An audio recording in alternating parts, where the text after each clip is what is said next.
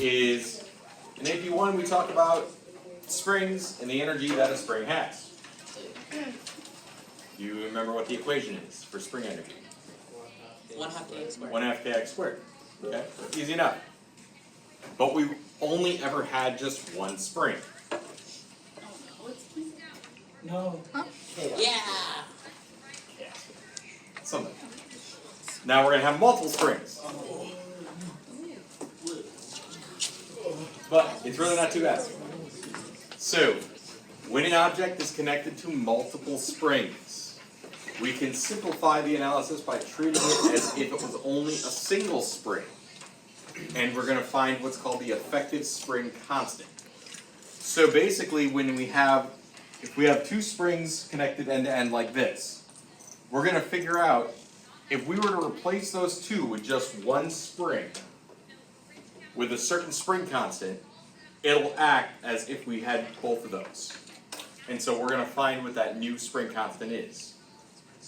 So when they're end-to-end in series here, we do 1 divided by the spring constant of the first one, plus 1 divided by the spring constant of the second one, and then take the inverse of that.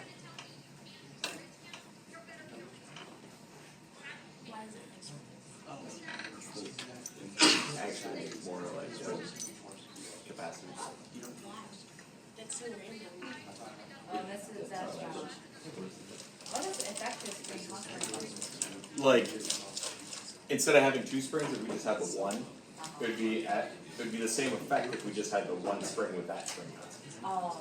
So, like, for example, if we had, I swear I heard Jared, but I was just. let's say we did 1 over 200 and 1 over 200. So 1 over 200 plus 1 over 200, 2 over 200, take the inverse of that.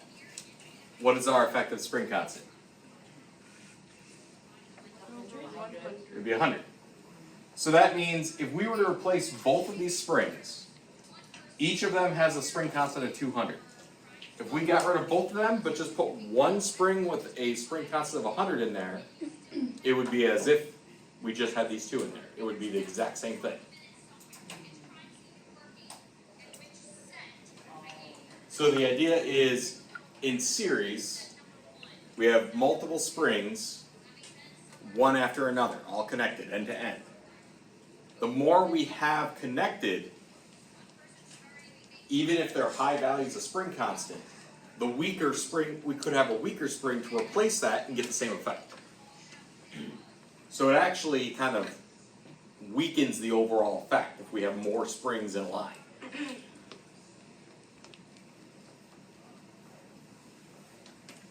But if we have springs in parallel, so where they're not connected end to end, where both springs are connected to the object and possibly the ceiling or the wall or something like that, this is actually going to increase the total spring constant. So if we use 200 again, we just add them together. So 200 plus 200, 400. So this is as if we had a spring with a spring constant of 400 newtons per meter. So it's going to be a lot stiffer. It's going to be really hard to get it to move. Which makes sense that if we have springs like this, it's going to make it even harder to have that block oscillate. But if we keep extending this out and put a bunch of springs in a long line, and we try and get it to oscillate, it's going to go really slow because now we have a very low spring constant total.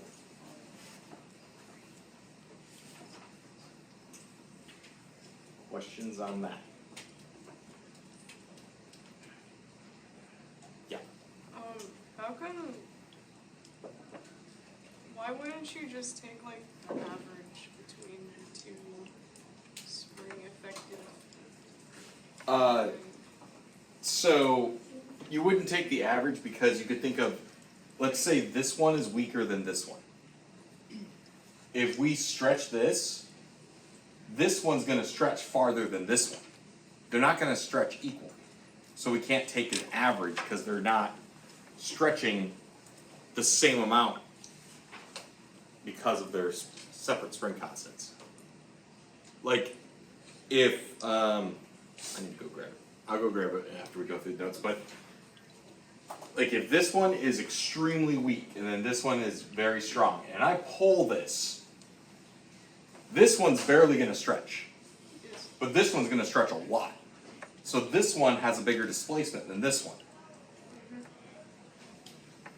So we can't just take the average, because if for the average one, to do it the average way, to have that to work, they would actually have to have the same spring constant. They'd have to stretch the same amount.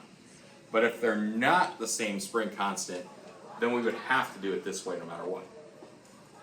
That's the only reason why it's the average here, because if it's 200, and we get, it would be a total of 100 effective. So, yeah. But if we had something like 1 over 200 plus 1 over 10, well, that's going to be a big difference. So I'll actually go grab 2 springs and I'll demo this in a minute. Why would you say like that would produce the same forces, like the magnitude of force?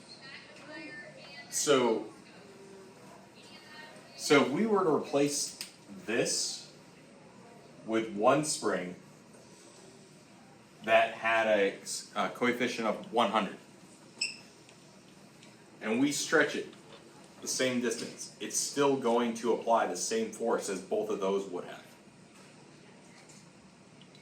It's just as if we had one spring of a spring constant of 100 instead of having 2 of 200.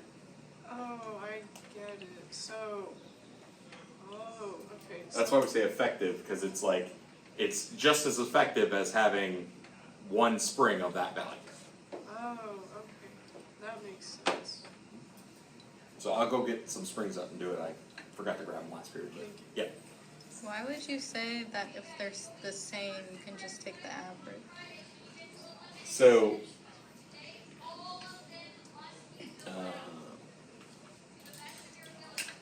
well, how I should say it is actually, if these are the same, then you would just take whatever it is divided by 2, because there's 2 of them. And if we were to have like 3 of them, you would divide it by 3. So, because each of these is 200. And so if there's 2 springs, so we divide that by how many springs, we get what the effective is. If we had 3 of 200, then we would have 200 divided by 3, and then that would be the effective. But that only works if they're the same K values.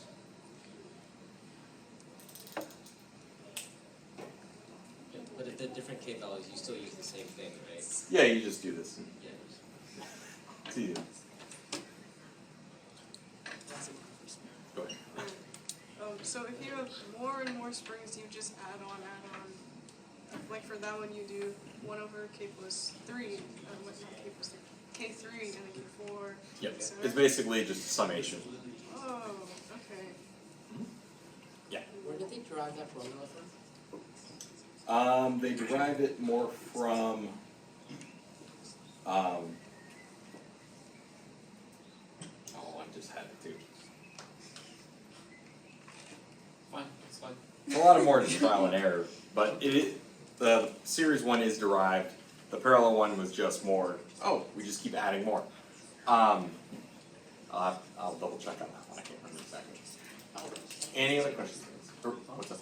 How did it, after that game, how did they derive it? Yeah, I'll look at it. Okay, so energy of a mass on a spring. So at any point in the motion, so anything oscillating attached to a spring, we remember the formula is 1/2 kx squared. That hasn't changed.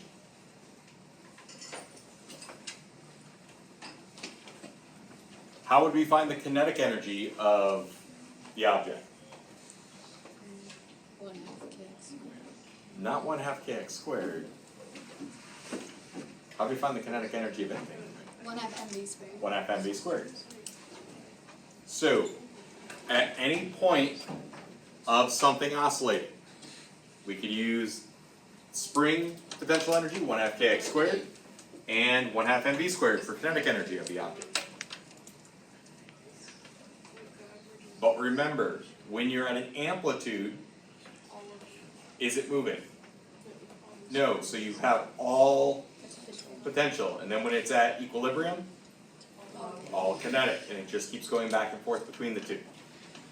Okay, so that hasn't changed. We also know from Monday that our position function is the amplitude times cosine of 1 mole times time, and the velocity function is negative amplitude times omega sine omega t.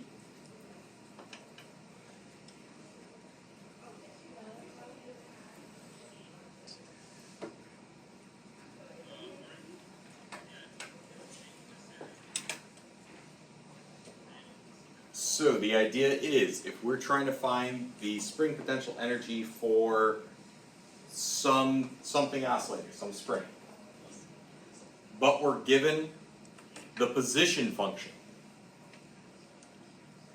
what do you think we're going to have to do? Derive. Differentiate. Well, fine, say just plug it in. So position is equal to a cosine 1 mole times time. Just plug that in for x.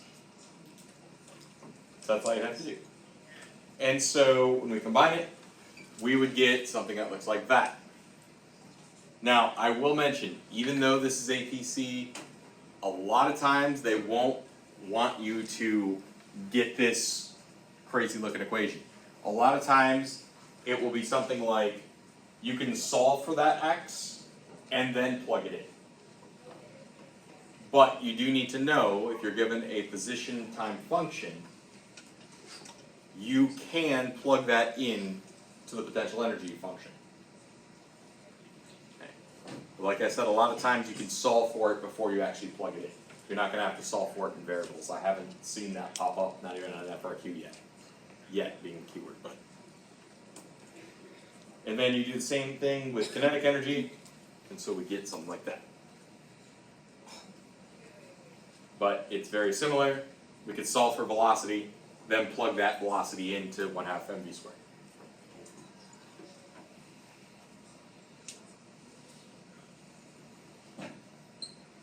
What about the negative sign?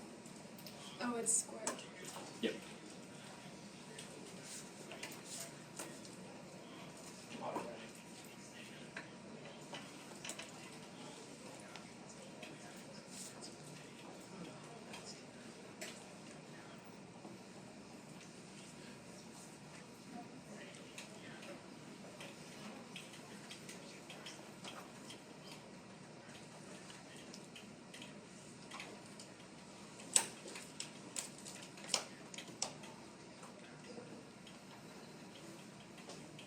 So we can actually even take these a step further.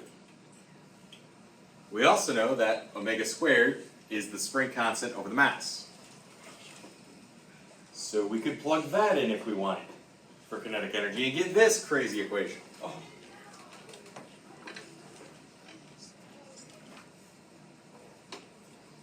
Now we know our total energy at any point is always going to be the kinetic energy plus the potential energy. So if we wanted to find the total energy, now we get this. I'm not writing that. But wait. Oh, yeah.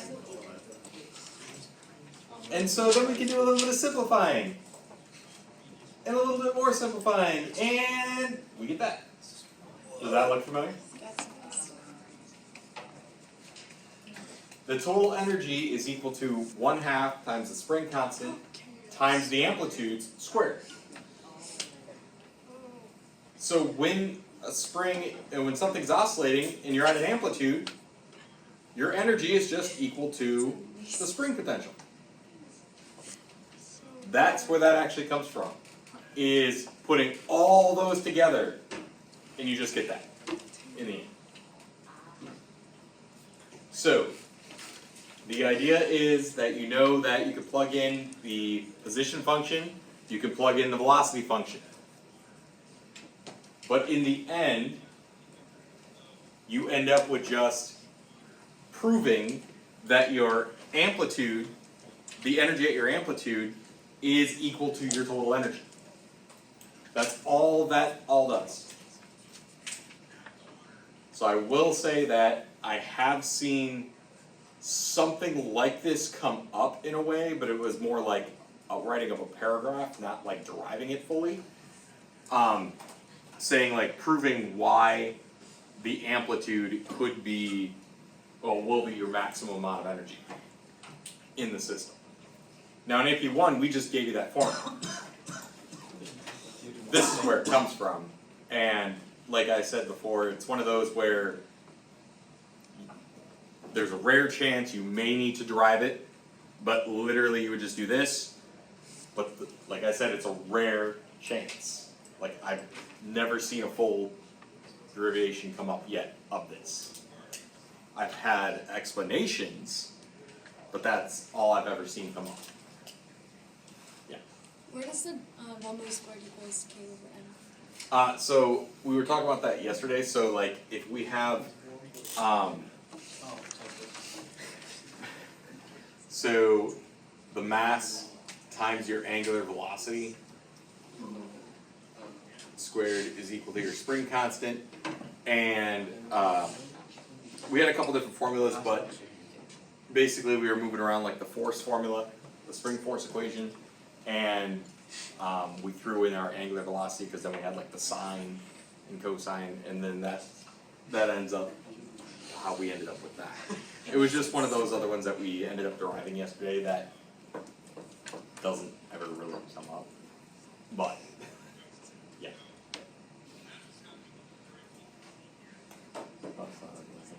I was raising my hand, so I was just gonna ask, so basically what that's saying is that whenever you're at the point whenever it stops moving at your amplitude, that's whenever all of it is potential, so then that means potential equals your total energy at that point? Yeah. So all of this that I just did, or that I just showed up here, was proving that. In an AP1 we're just like, yep, that's what it is. But this is the actual reason for it. Yes, I know it looks like a lot, but like I said, I still need to show you guys just in case it ever does come up, but I've never seen it yet. Knock on wood. Just letting you know.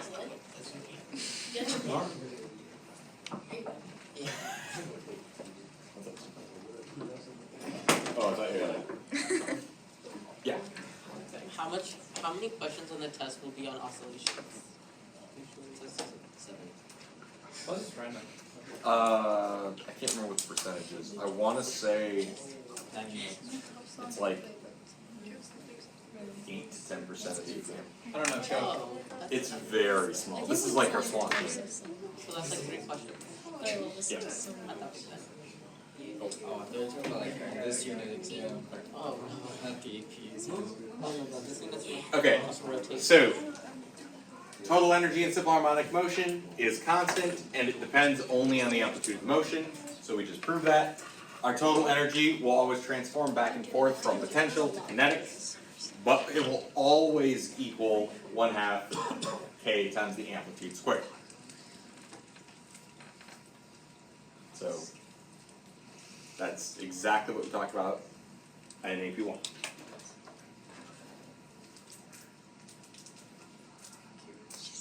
She was on top.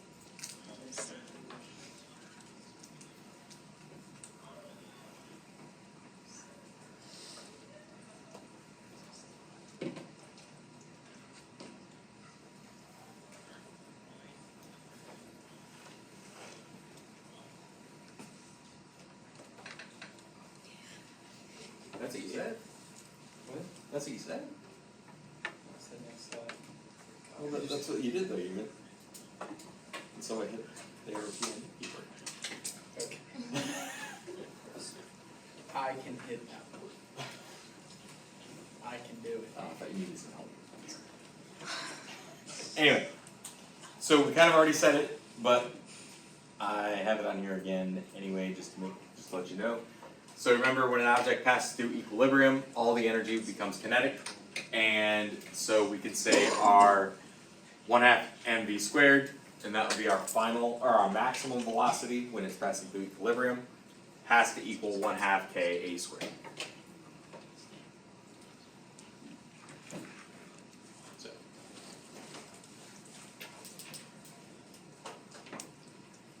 Any questions on that?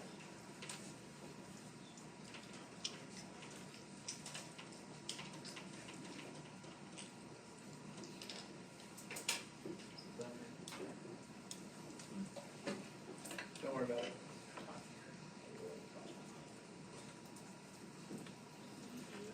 Okay, so that's actually it for notes. Oh, So these are pretty short. That middle there was a little weird, I know. But yes. okay, then I'll be happy. No, be healthy and Okay, eat a so lot. guys, real quick, as kind of a little demo here. I have 2 spring scales here. If I were to connect them together in series, and I pull on the bottom one, well, they're both going to be exerting a force that is roughly about the same. So 6 newtons and 6 newtons here, which means it would be the same as if I had one spring that's exerting a force of 12 newtons.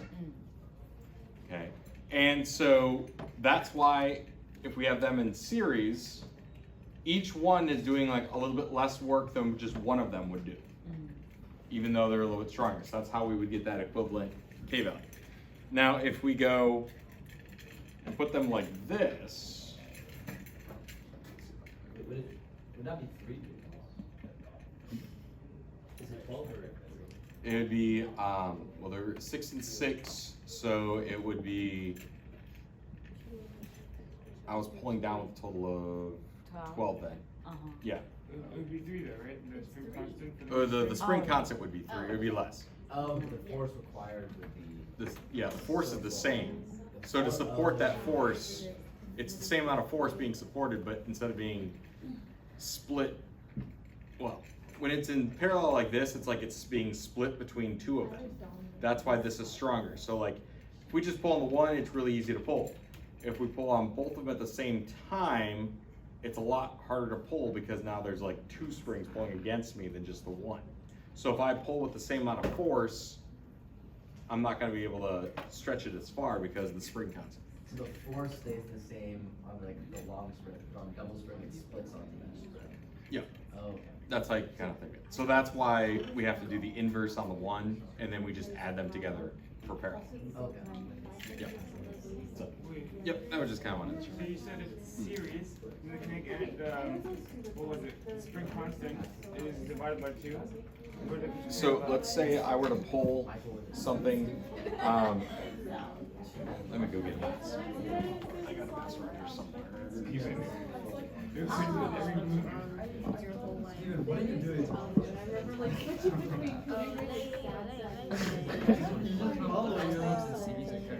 Hold it.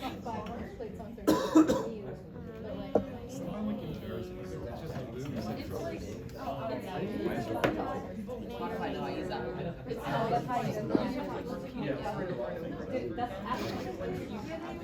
They do, but mine is interesting. I like this part. That's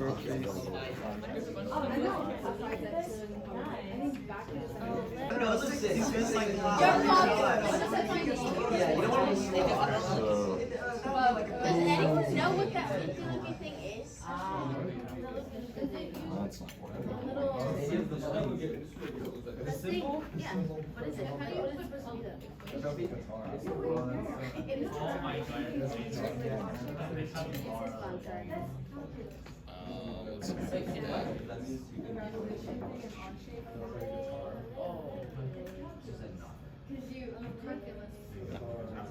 So you can think of this. Each one of these is 200 grams. So we got 400 grams here. So the force of gravity for 400 grams would be 4 newtons. Okay. So if I have them both held up. Oh no, you're blocking it. each one is going to be 2 newtons. So like this one is supporting 2 newtons, and this one is also supporting 2 newtons to support the entire thing. So wait, each mass is 200 grams? Or, Yes. Alright, and so it's combined is 400. So that converted to kilograms is 0.4 times 10 is 4 newtons, like you said. And then you said since there's 2 springs parallel, it's 2 per spring. And Think of like if we were to draw. Anyway, Am I in it? You're in it. I was gonna like flip her hair up. Launch it.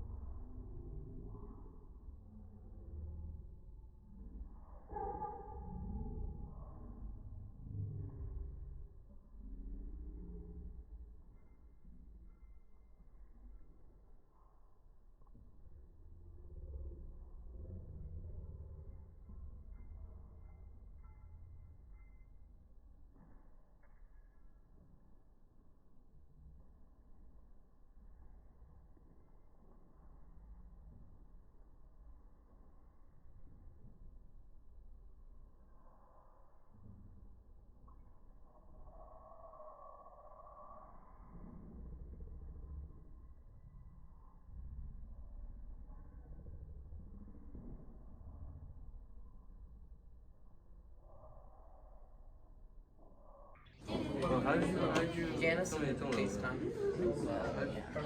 Go to 2GL? That was